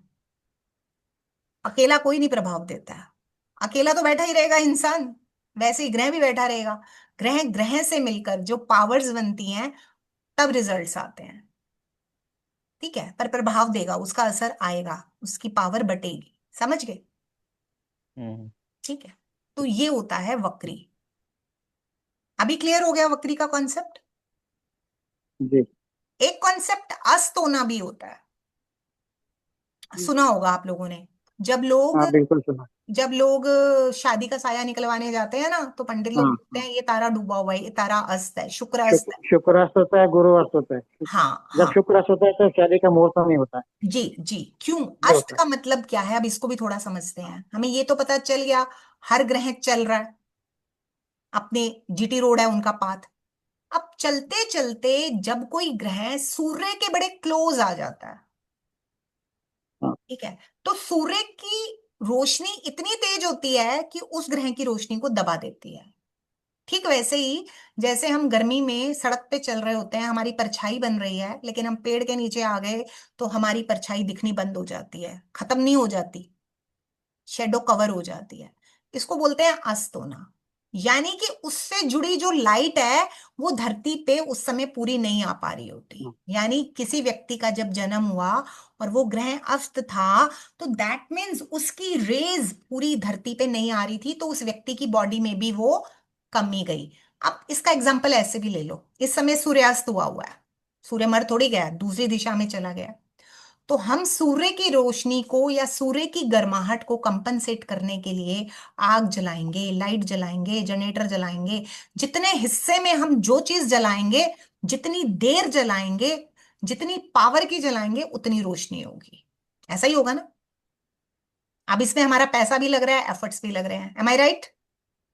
जी मैम। सूर्य तो ऐसा नहीं कहता है ना कि भाई मैं तुझे देखूंगा और तुझे नहीं देखूंगा, तेरे घर धूप जाएगी इसके घर धूप नहीं जाएगी, ऐसा नहीं होता है ना। तो नहीं। अब जब कोई ग्रह अस्त होता है तो उससे जुड़ा जो भी तत्व है, जैसे सपोज बुध अस्त है तो बुध से जुड़ा पृथ्वी तत्व है। अब जिसकी कुंडली में बुध अस्त होगा उसकी कुंडली का पृथ्वी तत्व, उसकी बॉडी का पृथ्वी तत्व थोड़ा वीक होगा। अब बुध वाले काम करवाने के लिए एक्स्ट्रा टाइम और एक्स्ट्रा एनर्जी लगेगी, एक्स्ट्रा मेहनत लगेगी। जैसे कि हम इस समय पैसा खर्च करके कर रहे हैं, एक्स्ट्रा हुआ ना। ऐसा तो नहीं है कि अंधेरे में बैठे हैं। तो ये होता है ग्रहों का अस्त होना और वक्री होना। मैंने बताया था। अब ग्रहों, अस्त ग्रह को पहचानते कैसे हैं? कुंडली के अंदर ये जो उल्टा वी का निशान है, उल्टा वी का निशान देख रहे हैं आप लोग? मंगल के ऊपर वी का निशान है उल्टे, यस मैम। ये रहा उल्टा वी, देखा? इसको कहते हैं मंगल अस्त होना। करेक्ट? आपकी कुंडली में जहां स्टार लगा होगा वो ग्रह वक्री होगा, जहां पर उल्टा वी लगा होगा वो अस्त होगा। अंडरस्टैंड? मैडम एक पॉइंट था। पूछिए। जैसे जो भी प्लेनेट है वो जो भी अस्त होगा वो सूर्य के साथ रहने से अस्त होगा। सूर्य के बहुत क्लोज आने से अस्त होगा, सूर्य के साथ रहने भर से नहीं होगा, सूर्य के ओके, डायमीटर में ज्यादा क्लोज आने पर होगा। मतलब वो दूसरे हाउस में भी बैठा है लेकिन अगर वो क्लोज है डिग्री वाइज तो अस्त हो जाएगा। हाँ, अगर क्लोज है तो अस्त हो सकता है। ओके। जी। हर एक ग्रह का वैसे पैरामीटर दिया हुआ है इसमें। हमारे को यहाँ जरूरत नहीं है प्रिडिक्टिव एस्ट्रोलॉजी में। देखो, प्रिडिक्टिव एस्ट्रोलॉजी क्या है? कैलकुलेटर है। अब एक टाइम था हम पहले प्लस करते थे, फिर माइनस करते थे, फिर मल्टीप्लाई लगाते थे, बोर्ड मास का फॉर्मूला याद होगा, बहुत लंबा चौड़ा लगाते थे। अब कैलकुलेटर में सीधा बोर्ड मास का साइन दबा दो, सीधा आंसर आ जाता है।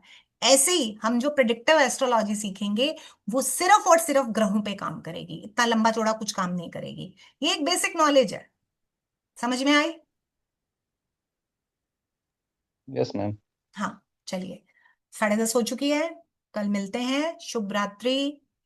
मैं वेट करती हूँ कितने लोग मुझे भेजते हैं और कितने लोग कल 9 से 9:10 के बीच में ज्वाइन करते हैं। ठीक है? Yes ma'am. Okay, right. Thank thank you you so ma'am. Much ma'am. ठीक है। Radhe good Radhe. Night. Good night. Okay, Radhe Radhe. Radhe Radhe. Thank you madam. जी। Thank you.